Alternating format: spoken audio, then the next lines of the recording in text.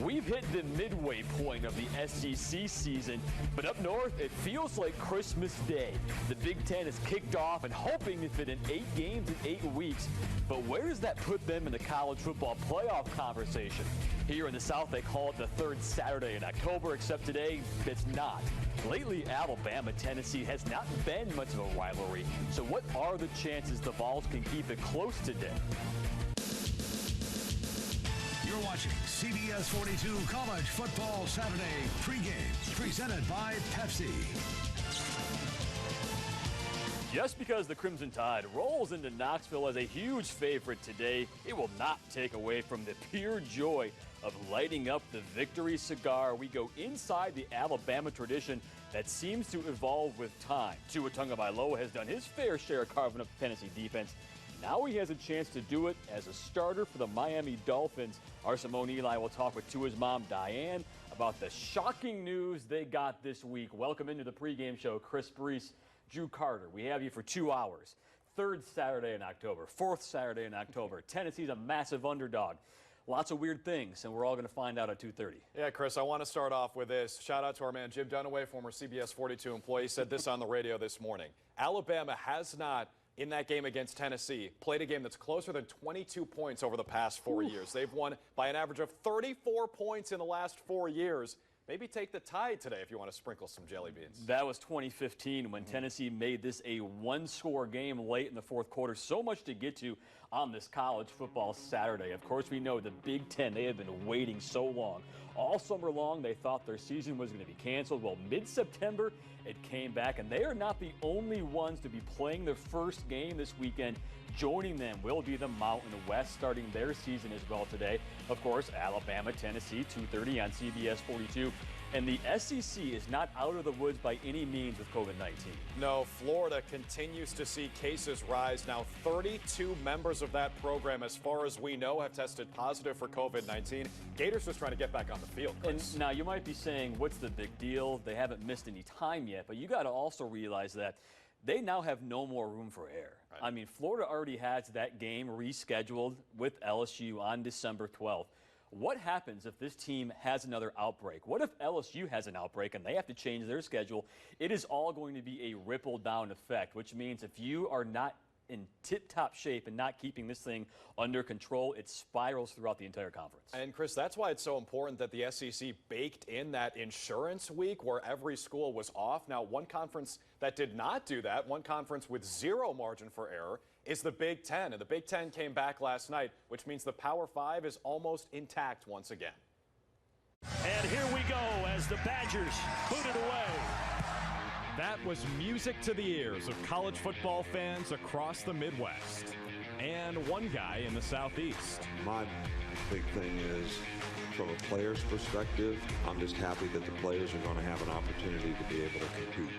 I wish every league would come back and give their players the opportunity to compete. We're pretty close to that being the reality. The Big Ten is now back, set to play 8 games in 8 weeks, plus the conference championship in mid-December. 2 weeks from now, the Pac-12 kicks off its own regular season. And by that time, all 10 FBS conferences will finally be playing, which all builds to... As we welcome you to the college football playoff. I think the most interesting storyline about Big Ten this year, aside from the incredible football and what's going to happen, is they left themselves no wiggle room. They got 8 games in 8 weeks. The thing that I talked to the team about 2.5 weeks ago was that there's no conversation about any kind of national championship conversation. It's all about beating Nebraska. Whatever happens in the rest of the country, that one guy in the Southeast probably won't be watching. Other than the football that we watch Monday for 14 hours a day and Tuesday for 14 hours a day and usually for about 12 hours a day on all the rest of the days, we don't get to see much. And I can't say that I miss it. All right, so Nick Saban, Chris, he has the luxury of not watching the Big Ten, but covering this college football playoff, we don't, because there are some teams that could make it. Yeah, and you have to look at what this playoff committee could be dealing with if you have a lot of situations that involve all these teams who have played vastly different schedules. Let's assume that the top 3 dogs, Clemson, Alabama, and Ohio State, are all undefeated. They're all going to clearly be in as the top 3. Now, number 4, here's your issue. Okay, you have the Pac-12 who may have 1 loss, but they've played 8 total games, including championship weekend for everybody. Same with the Big Ten. They only play 8 or 9 games. And then you have these 2 teams. Let's say Georgia or Florida. Either one of them could potentially play Alabama in the SEC title game. If they lose to Alabama, you have one of those teams who are going to be 9-2. So do you take the 2 teams who have already lost to Alabama, maybe Georgia twice, or do you go with 2 teams who may think they don't deserve it because of the schedule is very much lacking? Yeah, Chris, I think the conversation starts here. Let's say Georgia makes that SEC championship and loses again to Alabama. I think you can make a strong case they're still the 4th best team in the country. But can you realistically put them in when they've already lost twice to one of the teams in there? I think it's a little different for Wisconsin, let's say, if they lose to Ohio State in the Big Ten. At least it's only 1 loss to them instead of 2. The caveat for every scenario is Oklahoma State. If they can be 11-1, they might deserve it. Here's full chaos mode, because this would say Alabama loses to either Georgia or Florida in the SEC championship game. That means you would have 2 SEC teams out of the 3 would have 1 loss. Same situation with the Pac-12 and the Big Ten. Do you reward Penn State or Wisconsin for having already lost to Ohio State? Would you reward Georgia or Florida from losing to Alabama twice? Alabama loses to one of those teams. Pac-12 to me sounds like they have to be undefeated. Yeah. 1 loss for the Pac-12 is not going to cut it. Yeah, and I think an undefeated Oregon team has a really good chance of making it in this scenario. But you're right, Chris. I mean, that's where the margin of error is the slimmest, is out west. Because 1 loss for these teams against a conference that we don't really think is that good in the first place. Your schedule's not going to be good. With 1 loss, you're only going to have 7 wins. But how about Oklahoma State? I was ready to write the Big 12 off. Do you They still got a trust them, shot. though? I mean, I don't know. We need to see. I mean, we're going to know way more about them, obviously, in a couple of months. But when Oklahoma lost, I was like, all right, well, looks like the Big 12 is out. Looks like the SEC is going to get 2, maybe 3 teams in this playoff. Could all 3 of these teams potentially get in, maybe? I don't know. I think if Penn State looked really good when they lost to Ohio State, it may be the difference in, hey, how did you look against the teams that you lost to? Tennessee has not looked good at all against Alabama in this losing streak, barring a couple of years in there. Today in Knoxville, it's going to be hard to ignore the letdown that the Vols had last week against Kentucky. It was demoralizing. Now, Jeremy Pruitt has the unenviable task of taking on his former boss. Just because you and I don't think it's going to be much of a game, Nick Saban will strongly disagree with you on that. A lot of folks, you know, this game means a lot to it, means a lot to me, and I want our players to be ready to go and ready to play well. One of the better offensive lines that I've seen in college football, probably in my career. They obviously have dynamic playmakers on the outside. Because it's a rivalry game, we're going to get the absolute, best version of Tennessee's team. Jeremy's done a really good job there, in my opinion.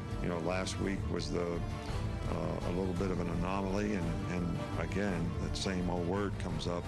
They turned the ball over. In the last 6 quarters, we've turned the ball over 7 times, and there's no way you can beat anybody doing that. They're scoring so fast.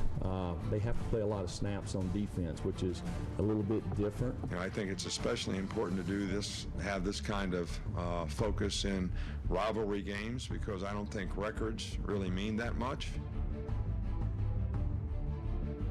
Coach Saban has to say that, because what else will he do to motivate his team? And you're right as a coach to say that technically rivalry numbers don't matter, because Tennessee can play with a lot of fire. The question is going to be, is Jeremy Pruitt really that close to competing with Nick Saban?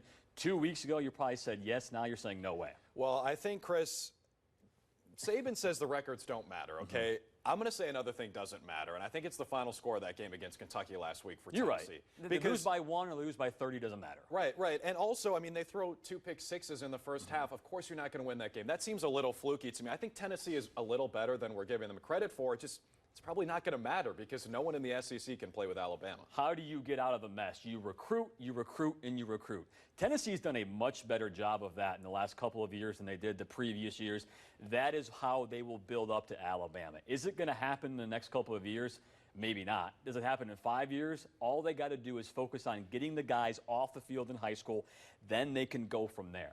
We spent so much time talking about Nick Saban's COVID diagnosis for the last week and a half. We almost forgot to check in with Greg Byrne, Alabama's AD, how he's doing. He tested positive with Saban last Wednesday, and his was for real. Byrne stayed in the shadows the last 2 weeks. He had symptoms. He admitted he felt awful and opened up about his experience with Paul Feinbaum this week. It's something now that I've been through it. I know why people have issues with it. I know why the call's been out there to try to be respectful of one another, and I can tell. I hope I don't go through anything like this again, because it's not a lot of fun. Yeah, and you know, Greg Byrne, he said last week not having to see that Georgia game in person was really weird. The second time he has ever not been in person for a game. It was a very bizarre experience. We're glad he's doing better, though, this week after having COVID-19. And he probably was very animated during this exchange at halftime with Nick Saban and Kirby Smart both lobbying. Was it 3 seconds on the clock or was it 2? And why does that 1 second matter so much? Our coaching guru, Chris Hatcher from Stanford, will tell us why it's a big dilemma and a new debate and a new rule in college football. But first, Nick Saban's daughter, Kristen, tweeted out this gem from last Saturday's game against Georgia. Some kind of guy in a uniform outfit? I don't know. I think he was a big hit there, though, at Bryant-Denny Stadium. That was me, Chris. Oh, it was? Yeah. Is that why you weren't here on Saturday night? I look good, though. You called in sick on Sunday. No wonder.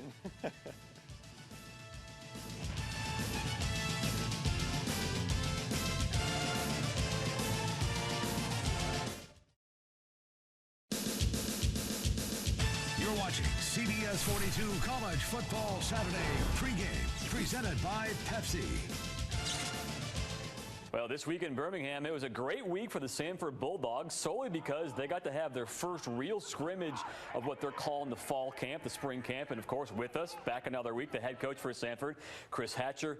I know the old adage is game 1 to game 2, you see your biggest improvements. Is that true for scrimmages? I think so to a certain extent. You got to realize this is the first time we full tackled in 10 months. So how'd it go?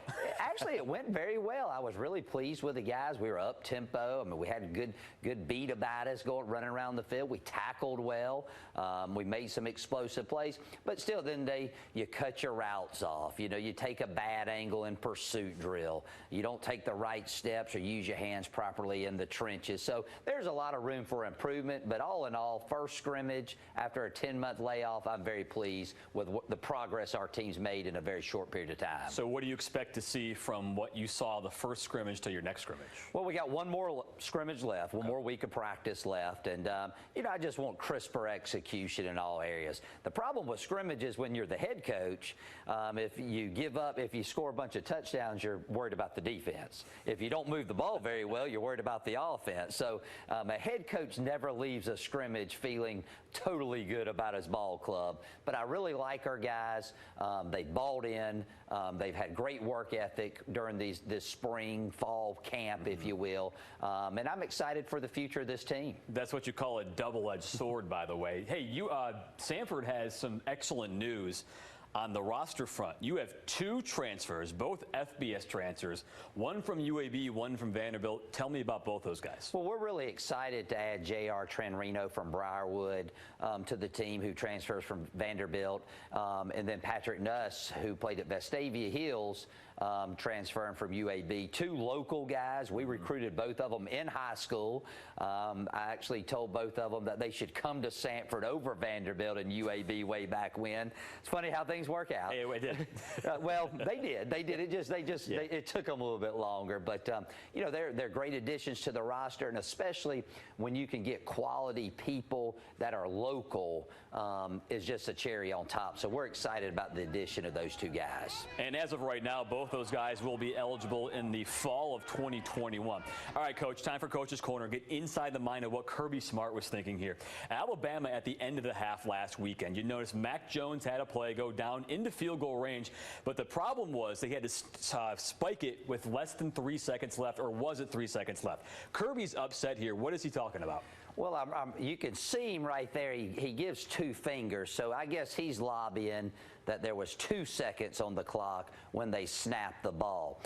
However, by rule, and this was instituted, I think, a year or 2 ago for situations like this, if you snap the ball with 3 or more seconds on the clock, you're out, and you do it within a natural motion, you're automatically guaranteed 1 more play, which gives you 1 second on the clock.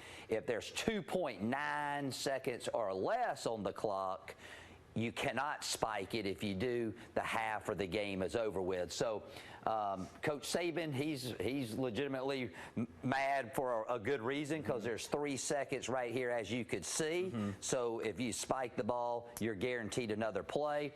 Coach Smart, Kirby, he's running off the field holding up 2 seconds. So I guess he's lobbying that there was only 2 seconds on the clock. Kirby and I work together, so I'm sure he's using a motivational tactic on the referees. So what you're saying is Mac Jones, as long as he snaps it and does it within a timely manner, even if it hits 0, if he has 3 seconds on the clock, if it goes to 0, that's not what they were looking at?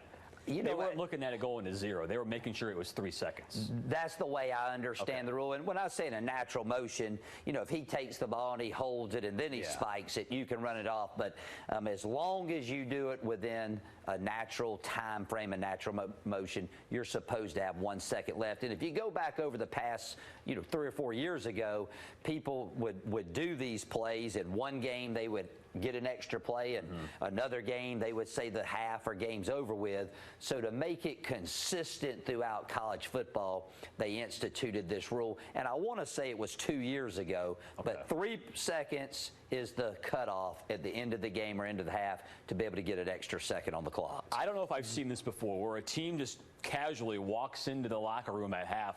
You don't have a problem with that, the Georgia players going to the locker room. Why is that? Well, you could see Coach Smart running off the field, kind of telling his teams the half's over, and maybe he's trying to get in the head of the referees there, if you will. But once they get there, there's only one more play left in the half, and all you need is the 11 men on the PAT field goal block team. So, you can see their strength coach guys are keeping them in the tunnel. I mean, there's no sense in them running back up, 100 or so yards and then headed back to the locker room. So I have no problem with it. However, it was a big swing in momentum. Anytime you can make a 2-minute drive and get points in a big game like this going into the half, it gives you a little extra juice coming up for the third quarter. And we saw Will Reichert hit the 52-yard field goal, the longest field goal Alabama has had in 5 years. Coach Hatcher has an interesting and fun nickname for Will Reichert. Tell us that story. Well, I call him Baby Buck. When I first got the job here at Hoover Buccaneers, and he came to our camp, and he was a 7th or 8th grader, and the best kicker we had in camp, never missed. He was better than the 17-year-olds. He never missed. Wow. He never missed, and I had a great demeanor, and so, I've just always pulled for him. So when he went out there, there was no doubt in my mind that he was going to make that kick. Everybody loved Baby Buck for that. Alabama's woes with kicking have been so bad the last couple of years. 3 points for the Crimson Tide. It meant everything for momentum. Georgia didn't score in the second half, if you recall that, and I'm sure you do. We'll be right back after this. Coach, thanks so much for being with us. You got it. Thank you.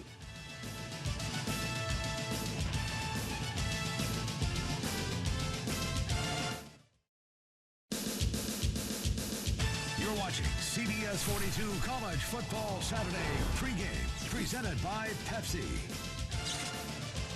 Well, this week in Birmingham, it was a great week for the Sanford Bulldogs, solely because they got to have their first real scrimmage of what they're calling the fall camp, the spring camp. And, of course, with us, back another week, the head coach for Sanford, Chris Hatcher. I know the old adage is game 1 to game 2, you see your biggest improvements. Is that true for scrimmages? I think so, to a certain extent. You got to realize this is the first time we full tackled in 10 months. So how'd it go? Actually, it went very well. I was really pleased with the guys. We were up tempo. I mean, we had a good beat about us running around the field. We tackled well.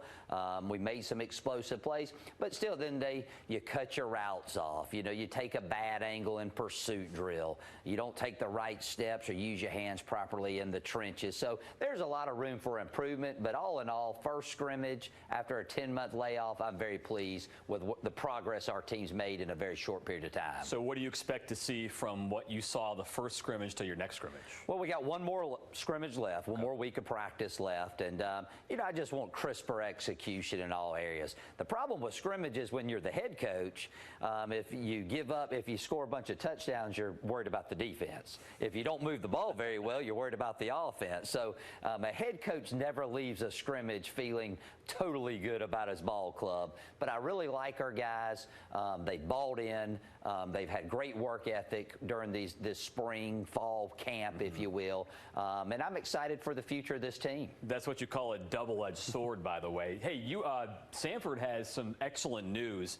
On the roster front, you have 2 transfers, both FBS transfers, one from UAB, one from Vanderbilt. Tell me about both those guys. Well, we're really excited to add J.R. Trenrino from Briarwood to the team, who transfers from Vanderbilt, and then Patrick Nuss, who played at Vestavia Hills, transferring from UAB. 2 local guys. We recruited both of them in high school.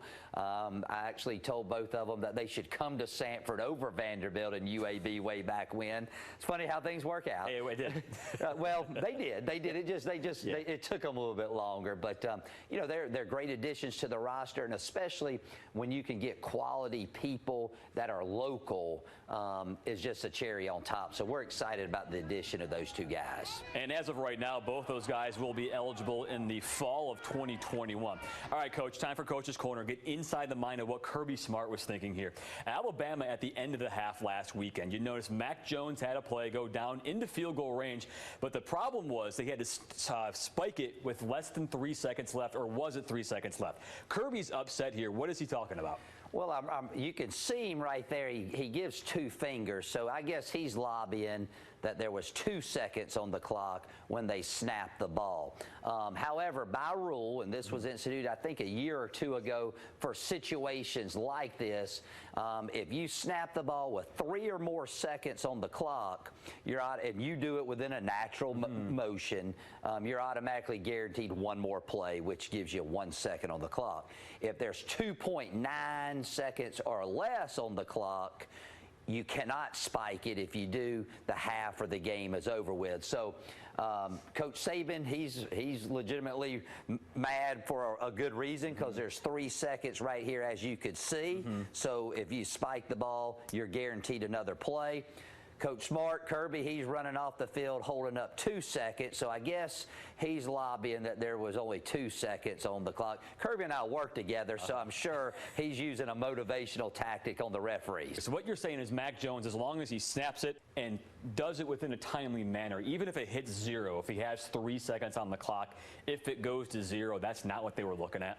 They weren't looking at it going to 0. They were making sure it was 3 seconds. That's the way I understand the rule. And when I say in a natural motion, you know, if he takes the ball and he holds it and then he spikes it, you can run it off. But as long as you do it within a natural time frame, a natural motion, you're supposed to have 1 second left. And if you go back over the past, 3 or 4 years ago, people would do these plays. In one game, they would get an extra play, and another game they would say the half or game's over with. So to make it consistent throughout college football, they instituted this rule, and I want to say it was 2 years ago, but 3 seconds is the cutoff at the end of the game or end of the half to be able to get an extra second on the clock. I don't know if I've seen this before, where a team just casually walks into the locker room at half.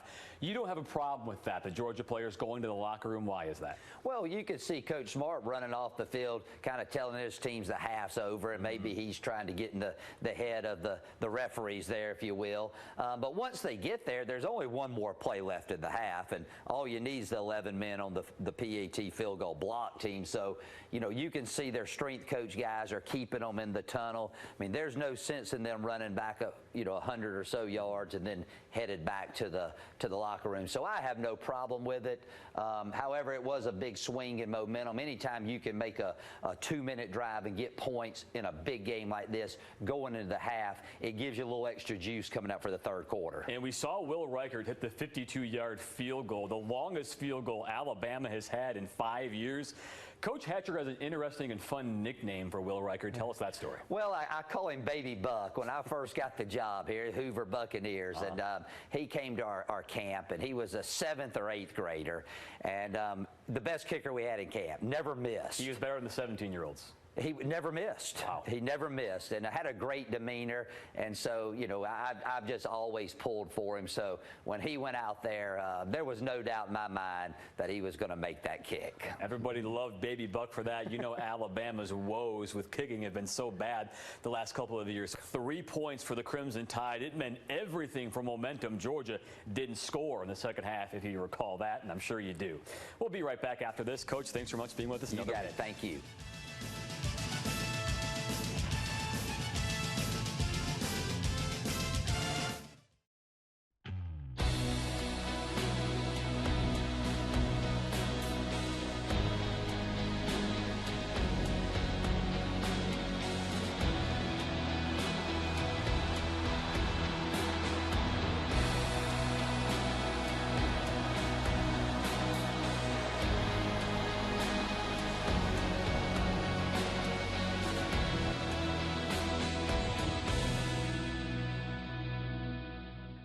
What does progress look like?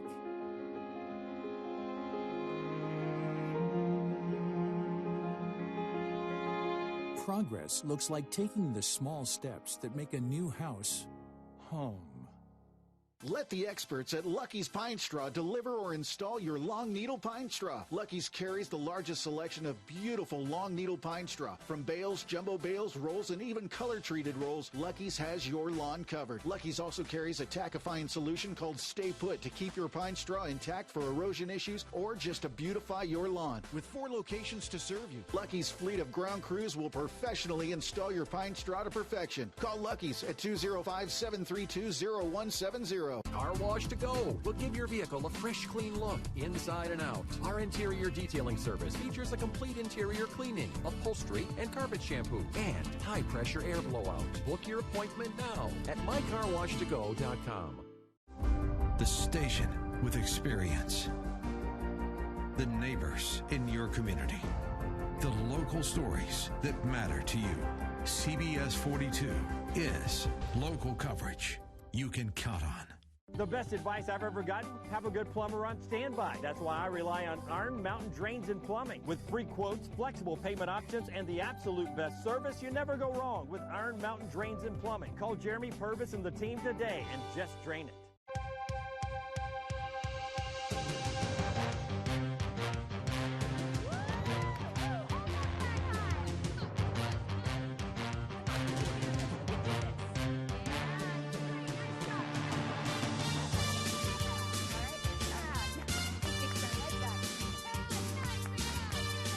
Just like your favorite mascot, Blue Cross and Blue Shield of Alabama works hard behind the scenes. Proud sponsor of the Tide and Tigers. It's Chevy Truck Month. It's Deck Building Month. It's Toy Hauling Month. It's Explore New Ground Month. It's the month to get things done. Make it your own and make every month Chevy Truck Month. Get $4,500 cash allowance on all 2020 Silverado 1500 Crew Cab pickups. Plus, now during Truck Month, get a $1,000 accessory allowance towards the purchase of eligible accessories. See your Heart of Alabama Chevy dealers. CBS 42's Sherry Jackson, weeknights at 4, 5, 6, and 10. You're watching CBS 42 College Football Saturday pregame, presented by Pepsi. I'm coming home. That's Kamari Lassiter, 4-star cornerback out of American Christian Academy in Tuscaloosa, but he grew up in Georgia, and as you heard him say, he's headed home. He committed to the Dogs at ACA's homecoming Thursday night. He chose UGA over Alabama, Auburn, Clemson, LSU, Florida State, just about every other school in America that wanted him. So he was our recruiting spotlight a couple of weeks ago. We're going to stay on the defensive side this week. We'll take you to Jackson Olin High School here in the Birmingham area. And you can meet Kaysen Boston, a 6'5" defensive end who's very impressive in a lot of ways. On one play last week, Kaysen Boston stuffed the stat sheet. A sack, a forced fumble, a fumble recovery, and a dunk. Big plays have become the norm for Boston this season, and so have offers to play major college football. It's something you grow up like dreaming about as a kid. Like, but you'll watch like athletes on the news and stuff like that, and when you open your mail up and see Nebraska, you like, wow, like it's a dream come true. Now Kaysen made the dream come true. A lot of times when coaches have to go to the kids, you know, it's a little different when the kid come to you. So that's when I know, okay, he's gonna be a special kid. When he came to me and told me, Coach, you know, I'm ready to work. Whatever I need to do. Definitely had the frame. He had the talent. He was just light. You know, we talked. I had a meeting with his mom and dad, and we talked, and you know, he had to sell out to making his body the best it could be. I was 185 my 10th grade till I got to jail.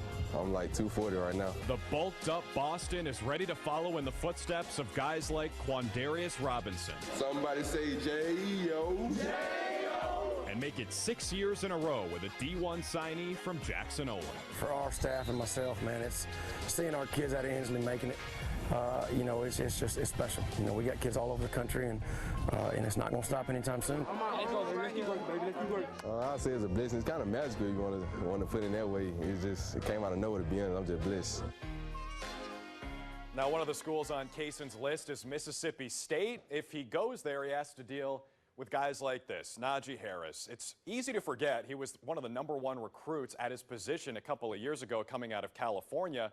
With the offense that Alabama runs this year that's so pass first, but Najee has made sure that no one has forgotten about him this season. His numbers through 4 games this season are actually better than Derrick Henry's during his 2015 Heisman campaign. About 70 more yards on the ground and 3 more touchdowns. Najee just 12 touchdowns shy of breaking Alabama's career rushing touchdown mark, a goal that is within reach if he keeps up this current pace. We're going to show you how Najee has been so successful this season, breaking down a couple of plays from that game against Ole Miss. Remember, Harris tied an Alabama program record in that game in Oxford with 5 rushing touchdowns. When you combine talent of number 22 with the talent on the offensive line, which is as good as it has been in a long time, you get results like this. Here he is inside the 5, basically untouched until he reaches the goal line against Ole Miss. Here's Landon Dickerson with the circle underneath him. He's the center. Watch him get to this second level, seal off the linebacker, and give Harris the crease into the end zone. Here's another play as Alabama's trying to salt this game away. You see the speed from Harris as he breaks away from the Ole Miss defense. But let's go back to right when he crosses the line of scrimmage. Watch the double team here. Emil Ekiyor from the guard position, Carl Tucker, the tight end. They both pull a double team on a linebacker. Good luck as they seal the edge for Harris. He goes the rest of the way and does the rest of the work himself. So Najee Harris dominating so far this season for Alabama out of the backfield, and the offensive line is a big reason why. Hey, coming up in our CBS 42 Saturday pregame show, a preview of the Tennessee Volunteers. Do they have a chance this week against Alabama? And if so, why is that? Got to be better than they were last week. That's coming up next.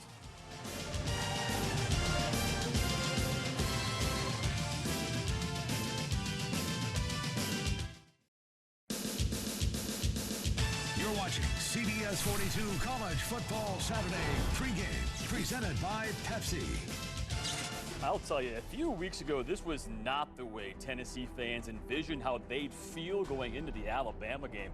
The Vols lost at home to Kentucky 34-7. Jared Garantano threw 2 pick sixes. It was all the Wildcats needed, and things got so bad that Jeremy Pruitt fired his defensive line coach, Jimmy Brumbaugh, after that loss. Coach Brumbaugh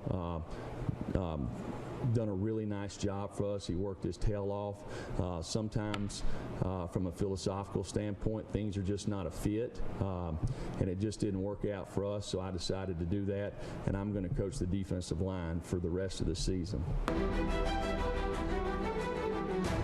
Let's go back to that first half against Georgia where Tennessee felt like they were the better team. And then the second half, the turnovers start to doom them. They had the lead, and since then, the last 6 quarters, they have turned the ball over 7 times. That loss to Kentucky, the first at Neyland Stadium since 1984 for the Volunteers. That snapped a 36-year streak of wins against Kentucky at home. And just to make it worse, that 34-7 loss was the worst margin they had had in a very long time. And just in case you Volunteer fans want more salt in the wound, I know you do, here you go. What was going on in 1984? Well, Philip Fulmer was an offensive line coach for Tennessee. Now in 2020, he's the athletic director. Peyton Manning in 1984, barely a thought about going to Tennessee back then. Now he's retired out of the NFL, still being awesome. And Jeremy Pruitt himself was 10 years old. Now, of course, is the head coach of the Volunteers. You got to keep thinking if this keeps happening, we'll keep going down the list of what has gone wrong and what has happened for Tennessee since their last win against Alabama. Our Simone Eli spoke with somebody who knows a lot about this Tennessee team, WATE Sports Director Jordan Kramer. All right, guys, we now join Jordan Kramer to the show. She's a sports anchor at WATE, our sister station in Knoxville. Jordan, it's been a kind of a crazy football season, obviously, going into 2020, but how have you been handling things? What have things been like for you up there? It's been so different, not going to practices, not being able to see the team, throughout the week with our own eyes.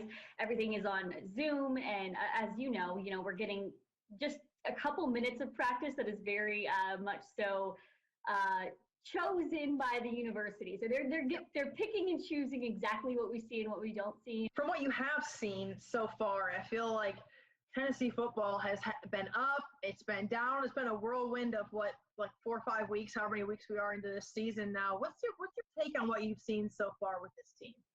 I think it's disappointing, and that's really the mindset of Vol Nation at the moment. You went into the season, and there was so much hype for multiple reasons, right? Jeremy Pruitt has been doing so well on the recruiting trail, and of course, that is primarily the class of 2021, but even still, that offensive line has, I think, 24 stars on it when you look from a recruiting perspective.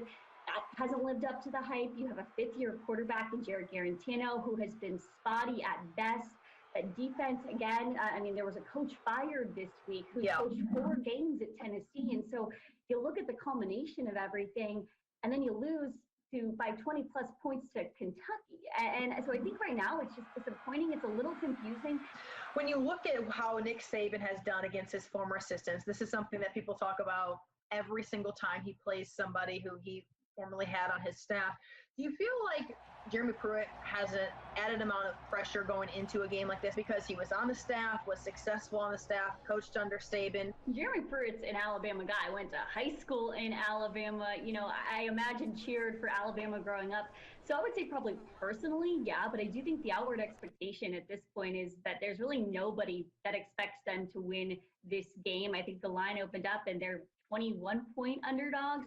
So I'd say maybe Jeremy Pruitt has that chip on his shoulder and kind of wants to one-up his old boss. It seems like regardless of where these teams are, and as of late, it's pretty much been Alabama, you know, near the top, and Tennessee, like, struggling at some level. But this rivalry truly just means so much. One of the first questions that I kind of asked Vol fans when I got here was if you could beat Alabama, but would go, at the time it would have been, 1-11. Right now this year it would be 1-9. Would you take that one win over Alabama?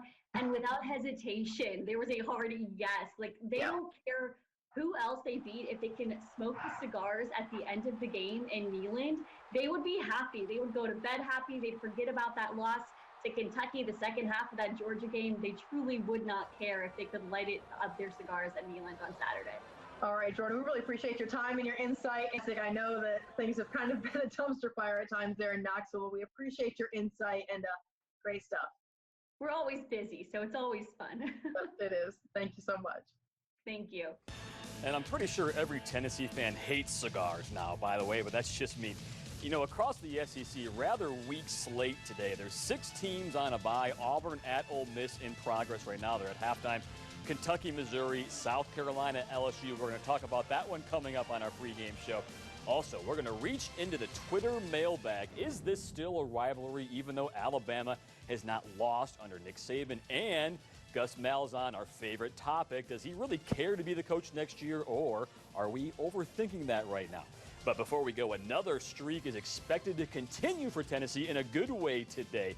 Vol's superfan Earl Brown is closing in on, get this, 300 straight games. He and his wife have been getting season tickets since 1972, the Happy Times. Earl says because of the crowd limits this year, it's been tough for him to get tickets to away games, but he's going to do it the best he can to keep the streak alive. You go, Earl. We'll be right back.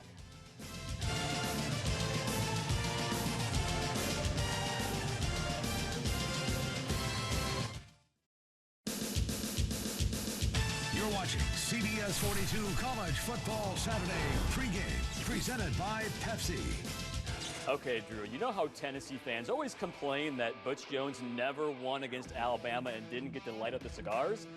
Scoreboard. Yeah, check it out. Hey, Butch Jones, congratulations. He's finally got the cigars. And you know who else does? Is Lane Kiffin. He does. This is brutal for Tennessee fans, this graphic. Neither of them never won in Knoxville, and they both won multiple, albeit Butch Jones off the field as an off-field coach. Alabama fans love poking fun at any kind of rivalry they can when the other team is down. That's why sports are so fun.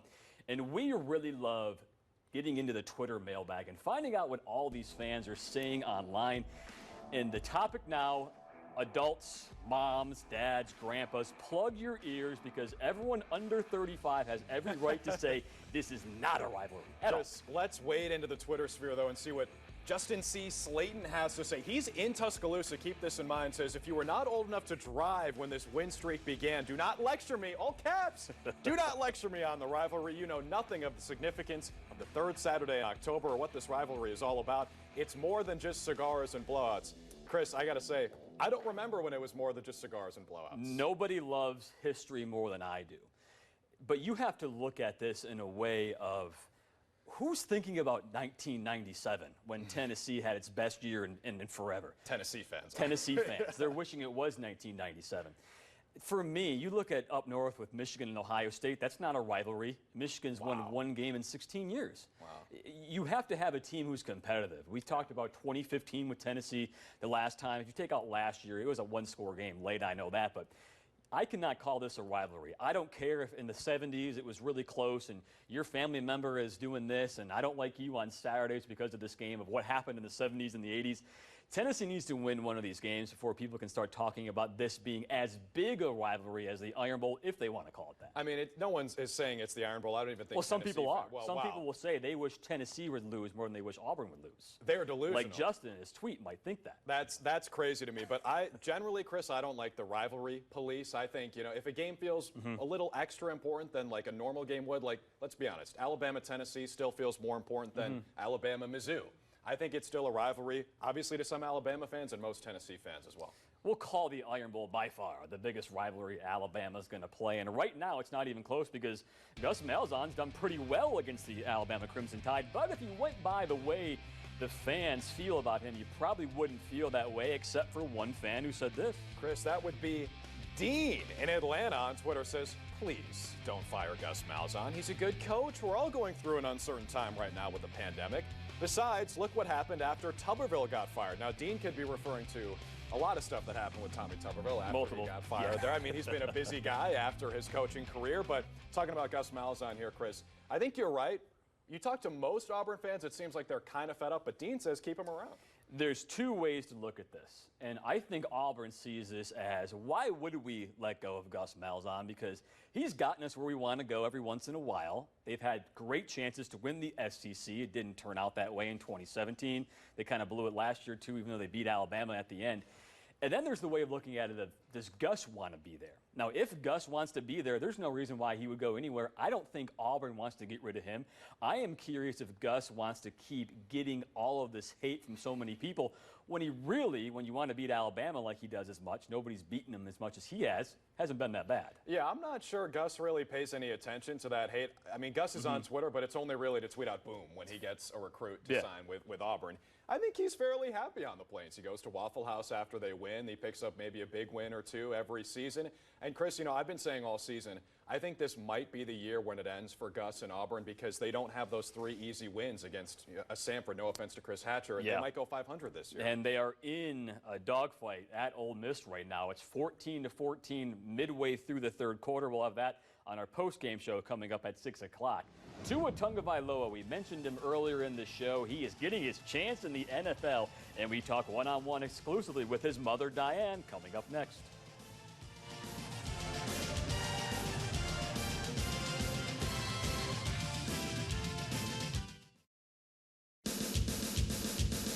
You're watching CBS 42 College Football Saturday pregame, presented by Pepsi.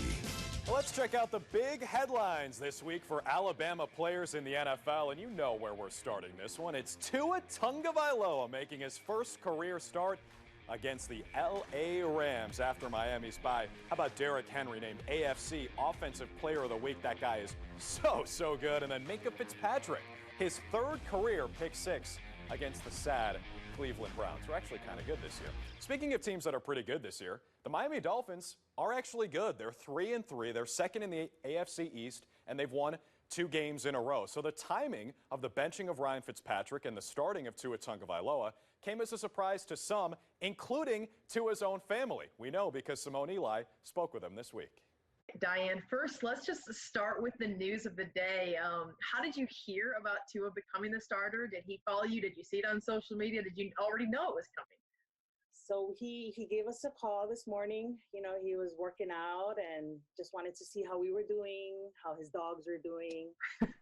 And then he shared that, and I just wanted to let you know that you're looking at the new starting quarterback for the Miami Dolphins. So another emotional moment for us. And we just couldn't help but get emotional and then say a prayer of thanksgiving.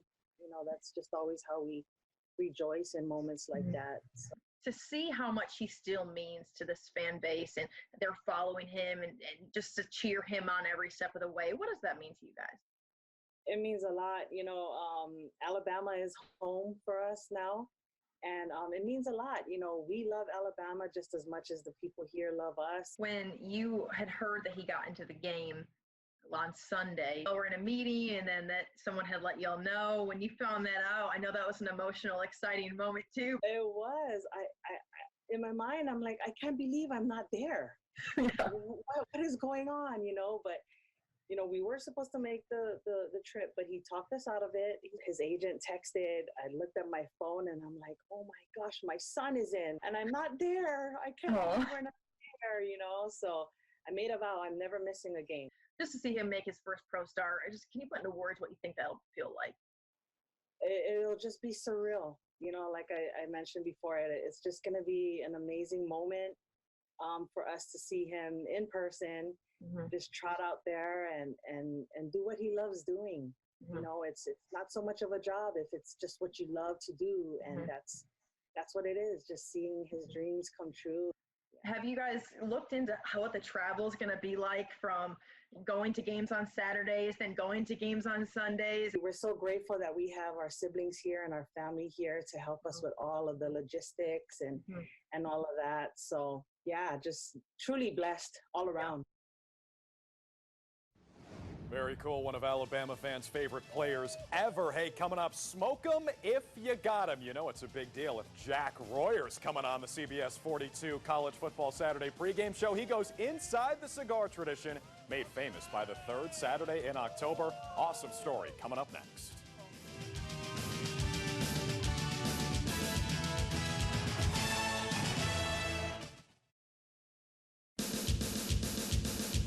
Watching CBS 42 College Football Saturday pregame, presented by Pepsi. It's going to be a quiet weekend in Tuscaloosa with the Tide on the road in Knoxville. As for the fans who are going to travel to the game at Tennessee, what about that weather? Is there a chance for rain? Meteorologist Michael Haynes here with a Knoxville forecast. Overall, looking pretty good for the game. Kickoff time around 2:30. Yes, the possibility for a few passing showers, especially early in the game, but nothing that would cause any type of significant issues. Certainly nothing in the way of severe weather. Now, it will remain mostly cloudy. The temperatures around kickoff at 67 degrees. Halftime, 68. Showers continuing at times, but overall, we are in a pretty good shape for Alabama versus Tennessee. No rain is ever going to stop Alabama or Tennessee fans from lighting up the victory cigar after a big, big win. But where did that tradition start? It goes back to the 1950s, and many people who love the rivalry have no idea how or why it started. But never fear, because our Jack Royer is here to explain all the details and fill in the gaps. If you're going to own a cigar shop, probably Tuscaloosa, Alabama, the week of the Alabama-Tennessee game is the place and time to do it. Fans have been coming in here pretty much constantly getting their victory cigar for this weekend's big game. We're at the Cigar Mansion. Reagan Starner says it all. He runs R&R Cigars, the place fans and players get their smokes for a hopeful victory over Tennessee. It's one of my favorite weeks of the year, obviously. I mean, obviously it's cool because we're selling a lot of cigars, but it's just so cool because, it's a week that everybody smokes cigars, and I think that's just so awesome. First-time buyers and aficionados alike. Every Alabama fan is hoping to continue the tradition this weekend. It dates back to the 1950s. Jim Goosetree, an athletic trainer for Alabama from Tennessee, started smoking a victory cigar when his Tide rolled over the Volunteers. For years since, fans and players have either smoked in secret or flat out ignored NCAA rules about tobacco use. Both teams have done so openly since 2005. Either way, Starner says it's a great tradition. I mean, we get Tennessee fans that come in here, and everybody has a great time. We put all the differences aside, and we're just cigar smoking people. And if there's one thing that 2020 could use, I would say that's it, where we put all of our stuff aside and we're just people that just enjoy cigars. But which side gets to light up? The game will determine that. In Tuscaloosa, Jack Royer, CBS 42 Sports. Now, just to be fair, Alabama, after they beat Tennessee, they write it off as a minor violation for doing the victory cigars. It ends up not being a big deal because they write it off. And you want to look at this rivalry since 2007. Why is it not much of a rivalry? Well, look at this. Alabama has been ranked 1 or 2 10 of the 14 times, including today. Tennessee's been unranked outside the top 25 12 of the 14 meetings, including today. Just ridiculous, but we'll see what happens on the field in Knoxville. Coming up on our pregame show, UAB, we knew they lost last night, ending that 21-game home win streak at Legion Field. What does that mean for the future of this Blazers program? But first, before we go to break, Jacksonville State, can we all just take our hats off to this team? Because they did not have to play a full schedule. Instead, they played 4 games, and last night beat an FBS team on the road, FIU, 19-10, giving them lots of momentum going into a spring OVC schedule. We'll be right back after this.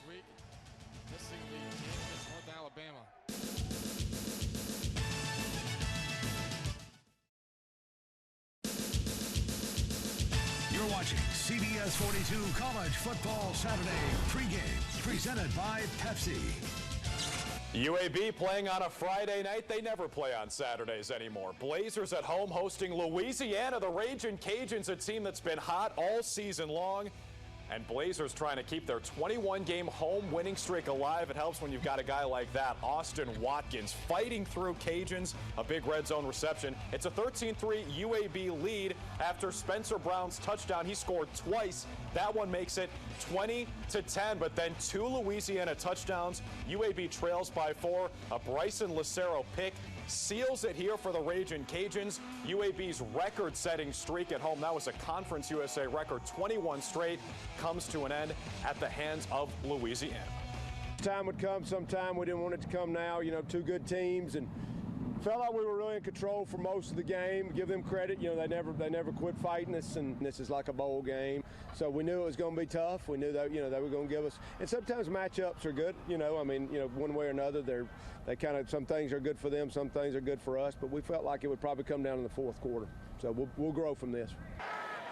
And it came down to the 4th quarter indeed. Like we said, UAB had a 10-point lead. Louisiana scores the last 10 points of the game, and they win 24-20 at Legion Field. And here to break it down with us is Evan Dudley, covers the Blazers for AL.com. Evan, working on a Saturday, which is rare for you this season, so thanks for joining us. Thank you so much. I appreciate it. All right, so Evan, let's go back to that game last night with UAB and Louisiana. Now, we know Louisiana is a great team. They've had some big wins this year. Was this kind of the game where you expected UAB to trip up at home? I didn't exactly expect them to trip up. I knew it would be a very hard-fought game between the two. As we saw, the score was very close. All during the week, the betting line was back and forth between the two schools. But UAB, as it has in the past, turnovers were the real issue at the end of the game, as well as a 100-yard kickoff return that you can't blame it on that one play, but it definitely hurts when you allow a team to score with about 19 seconds to go before the half and they get the ball back in the second half. So we saw Bryson Lucero there throw that pick down the stretch. You mentioned the turnovers. What did you see from Lucero last night? Because he's been impressive earlier this year, but against teams that aren't quite as good as Louisiana. What do you think of his performance? I think it was a very solid performance leading up until the 4th quarter. They didn't rely a whole lot on him. Spencer Brown was churning out the yards. Going into that last drive, he had over 100 yards at that point, 2 touchdowns. Was his 4th 100-yard effort of the season. And on that last drive, they were gaining good yardage with Spencer Brown, and then they decided to go for a shot into the end zone. They thought they had ran it really well up to that point, and thought taking the shot would might catch Louisiana napping, maybe, selling out on the run on that play. And it just floated, hung in the air a little bit more than normal, and Louisiana was able to come out underneath it and get the pick. All right, Evan, real quick, UAB still certainly in the hunt for Conference USA. This was a non-conference game, of course. Where do the Blazers go from here? I think they just need to go back. They need to look at themselves. They had an absurd amount of penalties, 10 penalties to be exact for 90 yards. That's been a problem the past few seasons. Last night, it really probably aided them in losing that game. A few of those penalties were very crucial on drives. They stalled drives. They extended drives for Louisiana. You had 3 personal fouls out of the 10 penalties. That's something that needs to be cleaned up, whether it's a lack of discipline or a lack of focus, on pre-snap calls. But it's something that they really need to look at, this week before they head to Ruston, Louisiana for a date with Louisiana Tech. But I also think that this Blazer team might be angry after this game, losing such a tight game, knowing that they could have won it.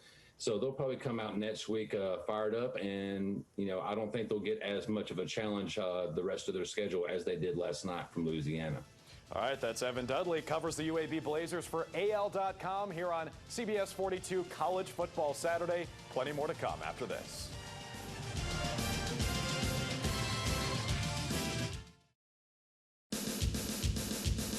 You're watching CBS 42 College Football Saturday pregame, presented by Pepsi. Serious question here for everybody who's watched the SEC this year. Is it great offense or is it bad defense? The SEC is scoring more points than ever since the expansion in 2012. The average is 29 points a game entering this week. It's looking a lot like the Big 12 out there. Great offense, bad defense, we don't know. They're trying to stay sharp, just like we are here on College Football Saturday, which means our producer picks, Joey Rogers, is back for another rousing edition. Joey, let's get it started. Chris, what are you more excited about? Producer picks being back or Big Ten football being back? You know what? Don't answer that. Do not answer that. Can we mute his mic? Do not answer that. Anyways, I'm back and better than ever. Let's get straight to the first spin. And it's the SEC. Today marks the halfway point in the SEC season. So which teams will go in the opposite direction, good or bad, in the second half? Guess who's back again? Joey. I think Arkansas thought they were back, and they are, and Sam Pittman has done a phenomenal job. Don't say it, There's Chris. just no way they can keep it up. You think they can? You think they have LSU, who's down, I know, but it's LSU, Arkansas. They play for that massive boot. They love it. They have that. They have Alabama. They have Texas A&M. You're going to tell me that Arkansas is going to keep this up and win 6 games? I don't think they win 2. Oh, wow, 2. Chris. I mean, if they win 2, I think it'll be good. Chris, last week you had Arkansas in the top 5 of your power rankings. Well, and I now did. You're just betraying them. Because of who they played. You're just betraying Arkansas fans. Well, I'm just being realistic about who they played and who they're going to play. That's very fair, but I think you could say that about a lot of SEC teams. I mean, everyone's schedule is so brutal this year. I'm going to be positive here and say a team that's going to be good for the rest of the season, at least better than they have been. And that's my LSU Tigers, my Bayou Bengals, baby. They were number 5 in my power rankings last week. Is that low-hanging fruit, though? Well, you didn't have them in your top 5. You had Arkansas. We don't know how long Miles Brennan's going to be out. When you have T.J. Finley playing at quarterback today, I don't think they're going to beat South Carolina at home. But that's what I'm saying is low-hanging fruit. You don't even think they're going to beat South Carolina. I don't. I think LSU is going to be at least 500 by the end of the season. Let me throw a number at you. I love recruiting. LSU's average recruiting rank for the last 4 years in the nation is 8th. Okay, they are great at recruiting. I think they've got enough talent, even with the opt-outs. I believe in Coach O, so I'll take LSU. We get to do the wrap-up show tonight together live, by the way. South Carolina, LSU, going to be fascinating. Joey, do you agree with me in Arkansas? No matter what happens the rest of the way, I think Sam Pittman wins Coach of the Year. Saying that, all good things must come to an end. Expect the Hogs to lose 4 of their final 6 games. Next spin. It's a college football playoff. Guys, the Pac-12 has been a playoff afterthought for the last 3 seasons. What are the odds that a team out of the West makes it this year? 0. Well, it's not 0. I mean, there's going to be some kind of chance. Yeah. When you're looking at Oregon, whose hardest game is going to be Washington at home. That's what happens when you play a 7-game regular season schedule. USC's hardest game is going to be at Utah. So you're going to tell me that if they don't go undefeated, and you have 1 loss, and let's be real, they're probably not going to go undefeated, that those are going to be their best wins and they're going to make the playoff. Unless there's chaos, I don't see it happening. I think there is a chance. I mean, we talked about it earlier in the show, Chris. If you're just gaming this out, let's say Alabama wins the SEC championship, as I think we would expect them to. Let's say Ohio State wins the Big Ten championship, as I think we would expect them to. You've got 2 spots there where really you have no idea, because I think the Big 12 is doing a pretty darn good job of playing themselves out of the college Every football year playoff they are, unless conversation. Oklahoma sleeps in at the end. Exactly right. So unless Oklahoma State goes 11-1, as we said earlier, I think an 8-0 Oregon team could get in. And don't sleep on USC. Maybe a revival this year. I think if they're undefeated, they have a chance. It's not zero if they're undefeated. I'd say maybe it's 50-50 if they're undefeated. I just don't think it's going to get there because we don't see one-loss Pac-12 teams do very good at all with the committee's decision. That's just me going off of past history. Joy, you're a stats guy. What do you think about the Pac-12?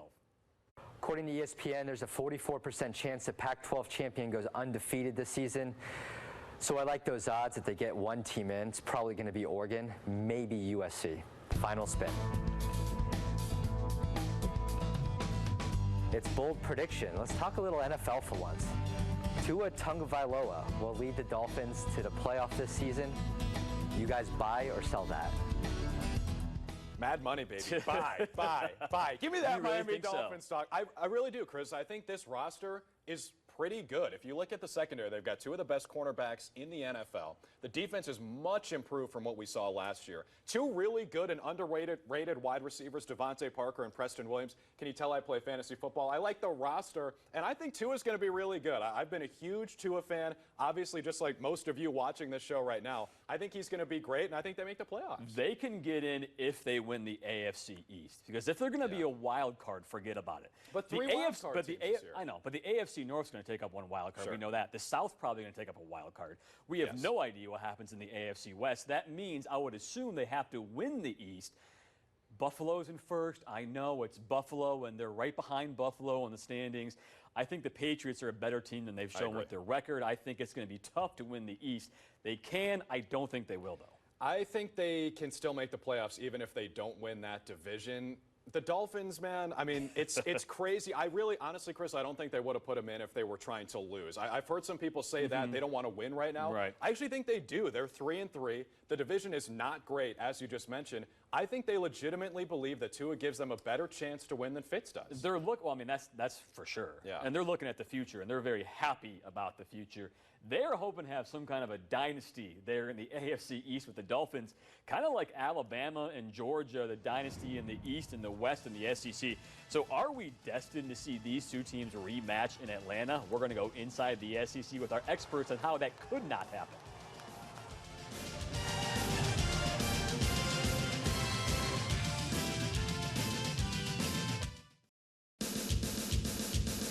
You're watching CBS 42 College Football Saturday pregame, presented by Pepsi. Well, it's the stat that keeps on giving for Nick Saban because it feels like it's never going to end. After Alabama beat Georgia last weekend, Nick Saban now a perfect 22-0 against former assistants. And this week, Jeremy Pruitt comes a call into Knoxville.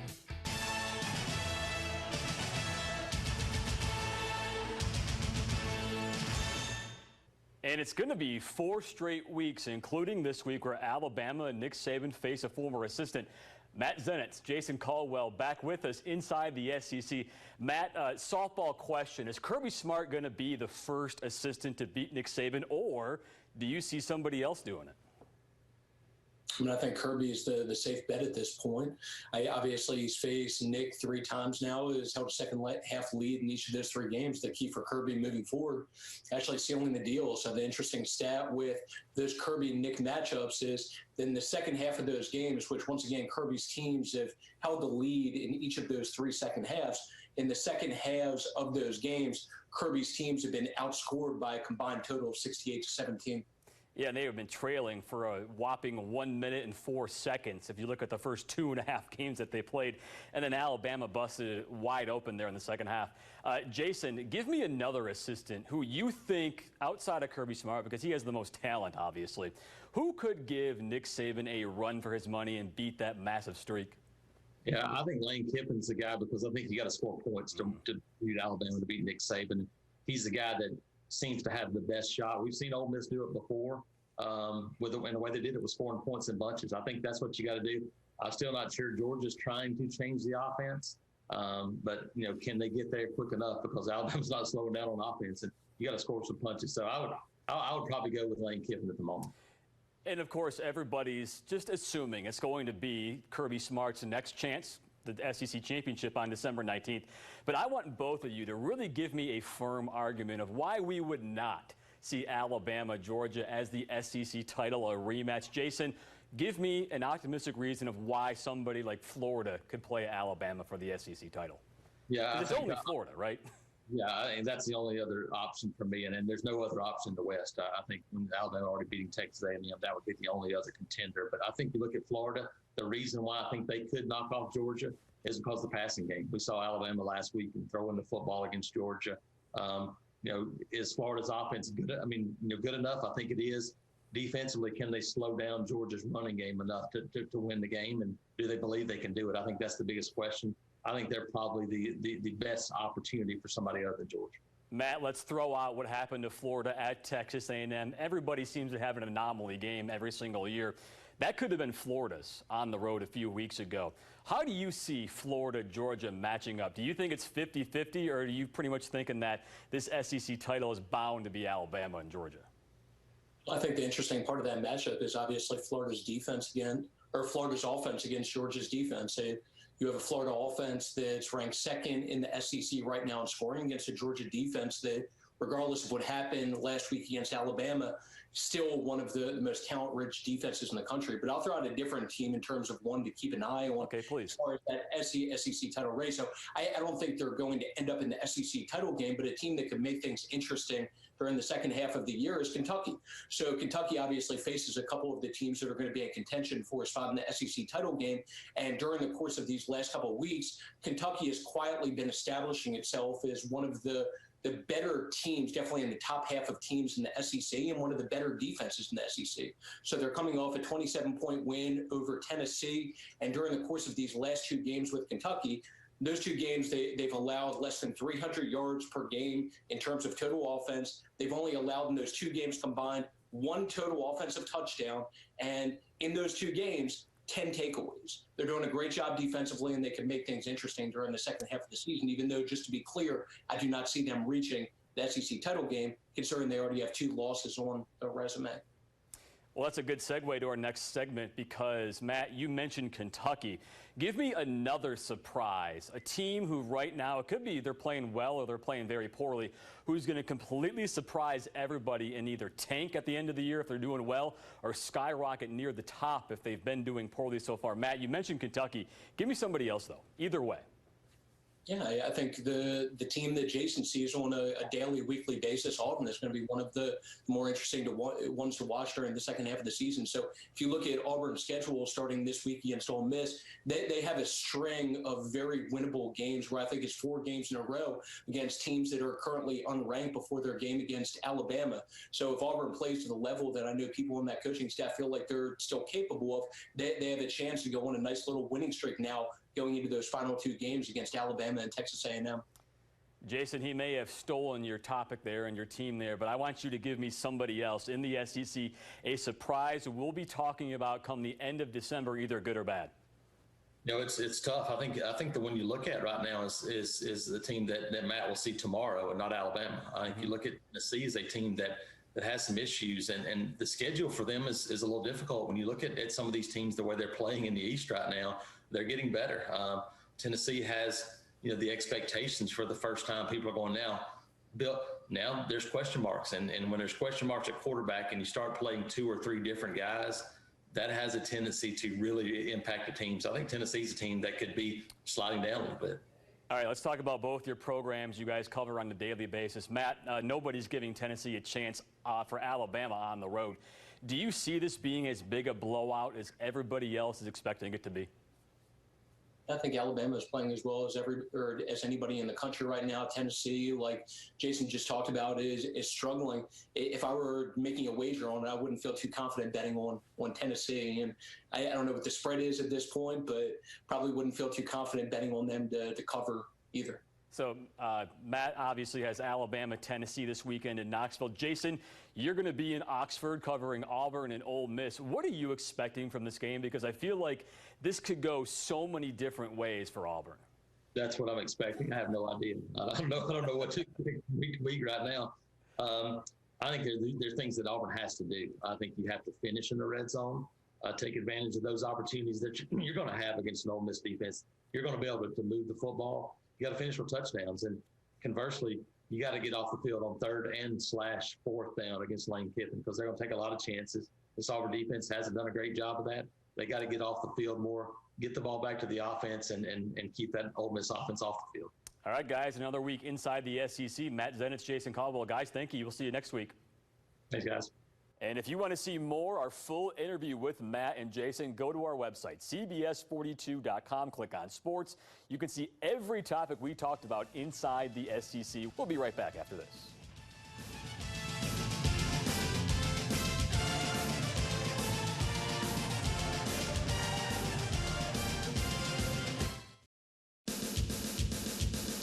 You're watching CBS 42 College Football Saturday pregame, presented by Pepsi.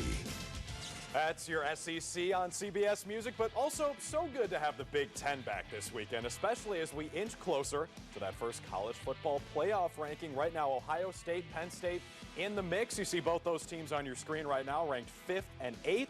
Wisconsin, Michigan, and Minnesota also made this week's top 25. So the Big Ten is finally back. And to talk with someone, I went out to Big Ten country, and my friend Ben Stevens, a.k.a. Big Ten Ben. Last time I spoke to him, the Big Ten had just announced that they were coming back. Has it been like a month or so since we last spoke? About, yeah. I would say maybe 34 days, if we're being specific. Who's counting? How long have those 34 days felt for you? Very long. It will be 321 days by the time we get to Friday night, that since we've last had Big Ten football in our lives. So it was still a lot of, okay, we're excited for the season, but a lot of the Big Ten fans across the Midwest communities thinking about this season still weren't quite amped because it's like we've been burned before. Now I think that excitement across everybody as they're starting to dive into depth charts and roster breakdowns and looking at the schedule and building that hype for that week, that kind of long-awaited time from when the season was reinstated on September 16th to now being game week, it's kind of felt like, okay, again, we are here and we are ready, and now that excitement's starting to build. Your Big Ten, Ben. I know you want to support your conference. I know you said we want Bama last time we spoke. But legitimately, do you think that on a neutral field, that Ohio State team is as good as Alabama is right now? Absolutely. And I'm not just saying that as a Big Ten homer, which I am, and I am Big Ten Ben, but I do believe that this Ohio State team has the talent to rival the likes of Alabama and Clemson. You have Justin Fields returning under center, who is probably going to, if all estimations are correct, have one of the best seasons a Big Ten quarterback has ever had, obviously adjusted for the shortened season. I think Justin Fields has that. He has some incredible talent with him. Chris Olave, who's one of the best wide receivers in the entire country. Let's be frank about one thing. We are partially playing this Big Ten season because Ohio State has a shot to be in the national championship game, to be a part of that college football playoff. Everybody in the Big Ten community wants a part of that. Sure, you might not love the Buckeyes, but if they can be a part of the college football playoff, that reflects well on the Big Ten conference in general. And it'll be interesting to see how the college football playoff committee values a shortened Big Ten season against an ACC team or an SEC team that will have played a few more games than the Ohio State Buckeyes. So you're right, they'll probably slot in that third position, but I would still take them over the Alabama Crimson Tide as we are right now. Ohio State has played 0 football games, and Alabama has played a few more than that. But still, with that naivete, if you will, I think the Buckeyes are a better team than the Crimson Tide. Okay, so how about some maybe under-the-radar teams? Who's your team that Big Ten Ben says, hey, I actually think they're going to do better than the experts say this year? I would lean towards Minnesota, and I am not just saying that as I speak to a native of the state of Minnesota right now.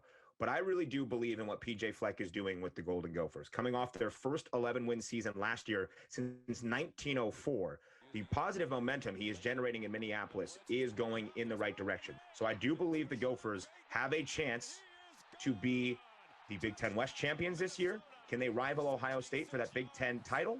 I'm not so sure. But could they factor into the conversation throughout the season about the college football playoff? Possibly. If what they can replicate this year for the Gophers is the same as they did in 2019, they will be a factor in the Big Ten landscape and across college football. All right, that entire conversation was essentially Big Ten Ben throwing out bait for Alabama fans Yeah. to get angry Oh, about. we heard it. He said Ohio State would beat Alabama right now. He also said, you didn't hear this, that Rashad Bateman from Minnesota is just as good as Jalen Waddle and Devontae Smith. He really likes throwing that out there for Alabama fans, but that's how Ohio State people feel right now. There's something I want to talk about which nobody is. How tough it's going to be for the Big Ten to play 8 games in 8 weeks because of their protocol. The SEC is 53 guys. If the Big Ten has 5% of the roster with COVID, they can't play the game. They cancel it. Right. Which means 5 players have COVID. They can't play. There's no makeups because it's 8 games in 8 weeks. Yeah. And here's the top of it. 21 days of quarantine if you test positive. Half the season almost. If you false positive, 21 days of quarantine.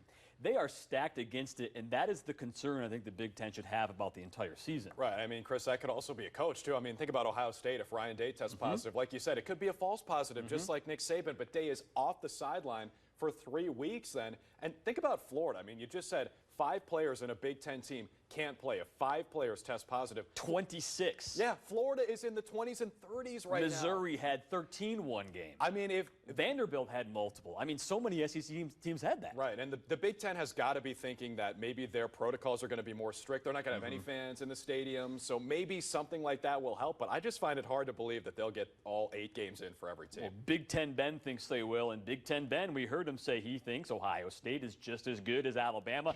Here is his first case to make against Nebraska at home. You know Scott Frost really needs to play a game of inches, and it was close. It was tied 14-14, and then Justin Fields continues to be good.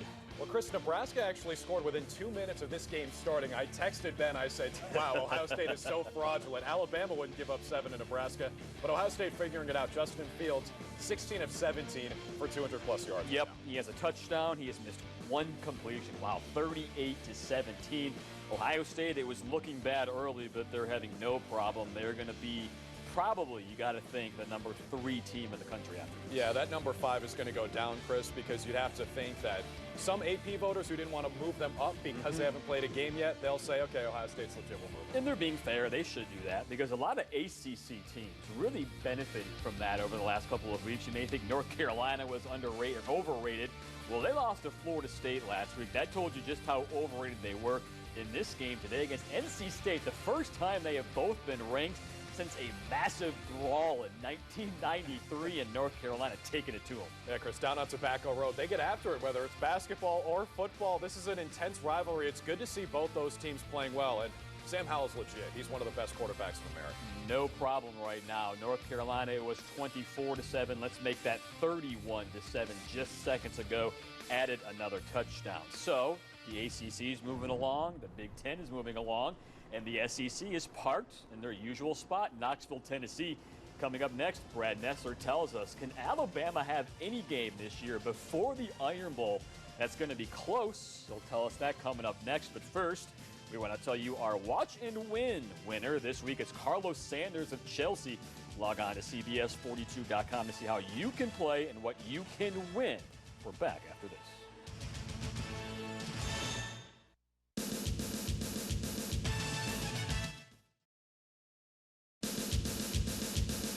You're watching CBS 42 College Football Saturday pregame, presented by Pepsi. SEC on CBS, Game of the Week on CBS 42, kicking off in about an hour in Knoxville, Tennessee. It is the Vols hosting the Crimson Tide of Alabama. Big-time rivalry game. Who's going to pop out the victory cigar? It's been the Tide. Each of the last 13 times those two teams have matched up. We know who's going to be on the call for that game. It'll be Gary Danielson, Brad Nessler, and Jamie Erdahl, that CBS crew. We talked with them earlier this week. All right, guys, pleased to be joined by CBS's Brad Nessler ahead of the Alabama-Tennessee game. And, Brad, another huge rivalry matchup. And it seems like regardless of where these two teams are when it comes to rankings or how they're doing, it's always a really important game to both fan bases and both teams. You know, Simone, even though in 2020, only in 2020 can it be a game that's called the third Saturday of October, and it's the fourth Saturday of October, right? I don't know, rivalry, you know, you're supposed to win once in a while if you're a rival, and it's been 13 straight. I agree with you, though. If you go back 103 times that they played, it's a special game. Both teams look forward to it. The players look forward to it. We do, too. Just look at what Mac Jones has done. A lot of people question what this offense would look like as Tua was gone, that great receiving core, and it's like next man up in Tuscaloosa. How impressed have you been with what they've done offensively? It's been spectacular, and I think everybody expects Mac to be sort of a game manager, and he's a star. I mean, on any other team, I think he'd probably get more credit. I think the fact that Tua was so good and the offense was so explosive that everybody just says, well, yeah, but look at the guys he's got around him. Well, he's still got to get it to the guys around him. And, having seen him in practice the last couple of years, I knew he had a good arm. I didn't know he was going to be quite this good when he took over. If there is a team remaining on Alabama's schedule that is going to challenge them, who's it going to be? If you look at the rundown, Tennessee, Mississippi State, LSU, Kentucky, Auburn, Arkansas. Who in your mind is going to challenge this team? Is anybody in the SEC going to challenge this team? Might be Arkansas. I don't even know right now. I mean, when LSU laid an egg in the first game of the season against Mississippi State, I thought, okay, this is trouble. And then losing again, so you don't expect the defending champs to have 2 losses this early in the season. I would think that if Georgia could get them again in the SEC title game, that might be the best game we'll see. But, it's Alabama and Auburn. When that comes around, that's usually the best game, and they get the best shot from Auburn. And that probably would be the game if I looked ahead right now and said, I guess it's Thanksgiving weekend, I believe. I would say that's probably the one. I want to ask you quick about Auburn at Ole Miss this weekend. I've covered Auburn for a while. You've covered Auburn in the entire SEC for even longer. When you look at what happened at South Carolina, I don't really mean the loss. I mean everything that happened with Bo Nix and just the intangible stuff. What do you make of that? I saw that, and, I'm kind of thinking the same thing you are. What's going on?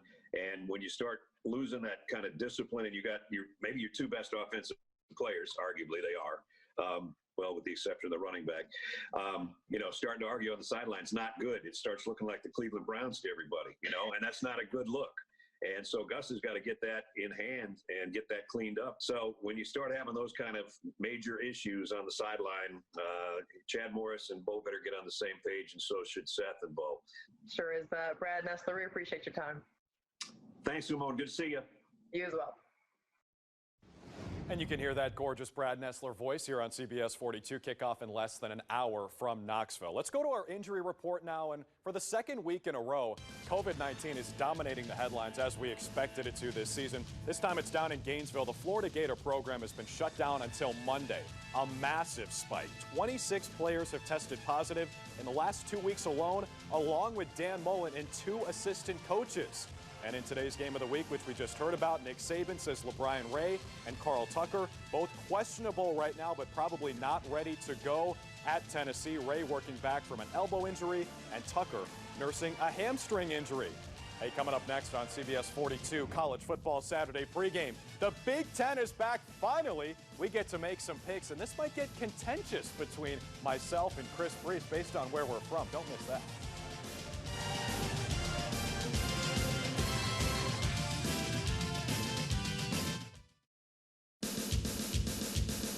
You're watching CBS 42 College Football Saturday pregame, presented by Pepsi. Tonight in the Bayou, it's the game that's got Drew and me fighting all day. We have Fight New Orleans with South Carolina and LSU. We know Miles Brennan's out. TJ Finley comes in for the start. LSU has not lost 3 straight games since the end of 2015. Nighttime in Death Valley, not nearly as intimidating as it used to be. But you don't care. Chris, you're making my point for me. It's nighttime in Death Valley. But is it intimidating? Yes, it is. Okay. I'm intimidated if I'm South Carolina. I'm coming in. Okay, the line, LSU's favored by almost a touchdown for a reason. Yes, Miles Brennan is out. TJ Finley, 6'6", former 4-star prospect from the state of Louisiana. Give me the Tigers. I'm going to take South Carolina, and the stars that LSU has, I don't care about that at all. You know, College Football Saturday, our first time ever, we have some celebrity guest pickers, and I don't know who pulled some strings to get the Brees babies on this show, so we're going to start with Brielle. You know what? She's smart about her dad. She took South Carolina. Well, Chris, I saw you check those notes. Can you check those? Can you tell those babies apart yet? No, you know what? I can't. Sometimes I'm going to get fired from my job as a father. You know, Brielle, she's worried about Miles Brennan. She's not quite sure about the quarterback situation. South Carolina's a trendy pick. She's a smart girl. It just makes sense, Chris. I mean, you're raising her right, and that's really. And Leifo, you can just read into her mind as well. All right, Baylor and Texas in the Big 12. You know that Texas has 2 losses. Baylor's been abysmal solely because they have not played in 2 weeks. They haven't played since October 3rd because of COVID. Texas is on the outside looking in for the Pac-12, the Big 12 title game. Baylor quarterback Charlie Brewer has been sacked a lot this year. Is that going to be a big difference on the road at Texas? Well, Chris, I just think it's so hard for Baylor. They haven't played in a couple of weeks. Yeah. And I think that's basically like a mini bowl season that they have to get ready to play this game at Texas. I think the Longhorns are going to be saying they're back after this one. Again, I mean, every time they win, you say that. I got them. Yeah, Texas all the way. I think Baylor doesn't have nearly enough playmakers. It's not the Baylor team the Art Briles era used to have when they're scoring 60 points. So if I can get Brielle's name right, it means I can also get Vienna's name right. Vienna, Baylor, and Texas. She's really debating, is Texas back? But our dog LC gets in the shot, and she's got Vienna all flustered. I want to know who else he picked. Well, LC's pick might be coming up later in our postgame show. She knows Texas is back, but she's not sure. She doesn't like the logo. She's probably going to think about ripping it off, but Texas, I mean, Vienna's a smart girl. Folks, Texas, you have to go with Texas. Texas is back. They're back? I mean, we just decided it. Staying in the Big 12, Iowa State and Oklahoma may be the last beacon of hope of making the playoff, because Oklahoma State, I should say, is the only undefeated team in the conference. I love the name, Breece Hall, Iowa State. 4 100-yard rushing games. It leads the FBS. ISU is 3-0 in conference. Do you realize they have never, ever been 4-0 in any conference ever? They can do that today. They can, but I they don't won't. think they will. I agree. I got the pokes. Yeah. I think, you know, at home, Oklahoma State, I think it's a pretty strong home field advantage there in Stillwater. They're one of the best teams in America, as you can see. I got them. This is the kind of game with a lot of points, and usually that's the team at home who's going to outdo it against Iowa State. I think Oklahoma State's playmakers too big and too physical. They're going to do that just fine. We'll stay with Vienna. I'm not going to look at my notes. Yes, she's got the yellow bow on Vienna. Iowa State, this is how she feels. She can't even. I mean, it's the Big 12. It's nap time. She just had some milk. It's time to go to bed, and she doesn't really want to pick this game. Can you blame her? It's going to be a close game. I mean, she doesn't want to get it wrong. I am jealous of that right there. You know, Chris, I actually asked our producer, Joey, can I just take a nap instead of making this pick? But her mother, Sarah, is such a saint. She is determined to make her daughter make the pick, and she goes against both of us. All right, the Cyclones. She's going with the somebodies. Interesting. I like that pick, though. I think it's a solid pick. Okay, let's go to the Big Ten now. Penn State on the road against Indiana. We know Penn State wants to have some playoff hopes. Indiana, they had their best season last year. 8 regular season wins was the most since 1993. Is that enough for them at home? It's a sneaky underdog pick. A lot of people are choosing Indiana in this one. I really do like the Hoosiers as a bit of an upset special. Unfortunately, I don't have the courage to make that pick. I think Penn State, even though you could argue they've lost maybe their best players on both sides of the ball, Journey Brown and Micah Parsons, I still got the Nittany Lions. The only number you need to know is they've lost 41 straight games to top 10 teams. I think it's going to be 42 again today. Penn State's good. I think it's going to be close. What do the babies think? Brielle knows Indiana scores a lot of points. It's going to be an issue for Penn State. Yeah, she kind of likes Sean Clifford. She likes the running game. But Indiana, they're sneaky. You know, the coach likes to throw the ball a lot. But it's Penn State. It's got to be Penn State. Wow. I mean, you can see the gears turning. Yeah, and I think it also helps that Penn State's just delicious. I mean, that ball is way more delicious than Indiana's ball is, and she makes the right pick. I think she's going to go with the people who are smart on the line. Penn State, 6.5. Good pick, baby. Watch your babies do way better than we do this week. We should actually look at that for the postgame show and see how all 4 of us do. Right. Okay, the big one. Drew's from Minnesota originally. I'm from Michigan originally. This is another one that we want to love to discuss because Michigan, they've always been much maligned under Jim Harbaugh, especially to start the year. And Minnesota rose the boat. They got Bateman back, the receiver, who they all say is just as good as Jalen Waddle. Does that mean that Minnesota scores enough points at home against Michigan? Yeah, Chris, hang on. I have this iPad here. I'm gonna take this iPad. I'm just gonna go ahead. I'm going to put it down over here, and I'm just going to row the boat all the way back here. I got the Row the boat Gophers, all of the way course. to a victory. I'm from Minnesota. I really do think they're going to win this game, though. Tanner Morgan's one of the best quarterbacks in America. Go Gophers. I would say Minnesota wins this game if they had a full crowd there. Michigan is by far the worst team in the Big Ten when it comes to home field advantage on the road. The fact that there's no fans, it's only family. I think Michigan, in the end, gets it done because they're not nervous. There's no crowd noise. They have a better team technically. I think they'll do it solely because of that. And for this one, we had to bring in both babies, Brielle and Vienna, and this one's just full chaos mode. You got to keep in mind it's late. They've made 4 picks already. Can you really expect 2 babies to make this decision? I mean, come on. How can they not choose Michigan, though, Chris? I mean, that's where Dad's from. Well, here's the thing about Vienna. She has a love-hate with Michigan. The baby on the right in the yellow bow, love-hate, and she's just like Texas. She rips off the logo. Michigan and Texas are a lot alike in many ways, and then she tries to slam it on her sister's face. Destruction. Just like that, and you know what? It's a draw. Brielle took Minnesota, and Vienna took Michigan. Unbelievable. So, Chris, I think you got to do a better job with the indoctrination of your daughters into being Michigan fans. As soon as this show is over, watch Brielle smile on the left. As soon as this show is over, Remy's about to make a cameo right about there. Remy, he looks like a Nittany Lion, so he's probably going to go with Penn State all year. We're going to have Joey, our producer, make a graphic of all 4 of us, who we all picked, and see how everybody did, and we get bragging rights maybe in the post-game show or the wrap-up show. Okay, the SEC Game of the Week, Alabama and Tennessee. We love talking about the stats in this game because Alabama's dominance has just been downright ridiculous. But when you look at the rankings on paper overall in the SEC, they're really not that much different. Total offense, Alabama by a mile, and then scoring offense as well. Other than that, they're pretty similar.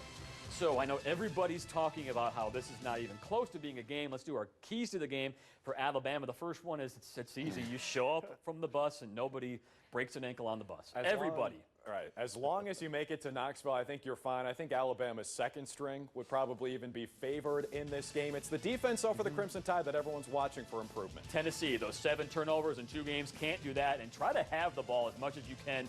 Don't let Alabama score. That's the best way to stay in the game for the Volunteers. Thanks for being with us on the pregame show. We'll see you at 6 o'clock live for Nick Saban's postgame press conference.